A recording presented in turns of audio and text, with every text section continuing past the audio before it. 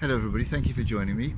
Today is the anniversary of the death in 1799 of George Washington, the first president of the United States, who set the tone for a great deal of subsequent American life, including things to do with the presidency like the two-year term and the title Mr. President. But I was interested particularly in his religious contribution to the life of America. He was probably nearest to what you might call a deist, the kind of person who believed in a God who, to use one of William Paley's analogies, was a bit like a clockmaker who set the clock going, organised how it would work, but then left it to get on with its own business. A rather distant God.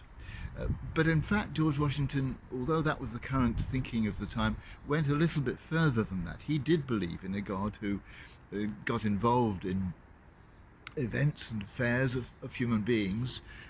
He believed in providence, a God who guided people, but a God who seemed very much to be involved on his side.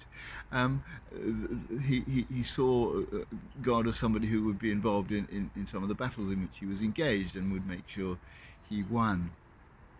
Um, Subsequently, the states developed the motto "E pluribus unum," out of many one. But in 1956, they adopted a new slogan, "In God We Trust."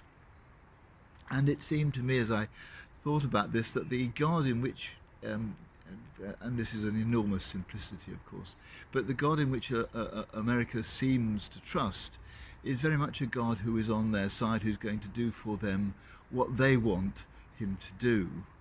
And it struck me as we draw near to Christmas how important it is to have Jesus, because the idea of a God who's basically on our side is challenged by Jesus, who is somebody who comes to be alongside us, yes, but is constantly challenging us, nudging us in directions that we might not otherwise think it wise to go, or easy to go, and in Jesus we find a God who's there for absolutely everybody and not just for us.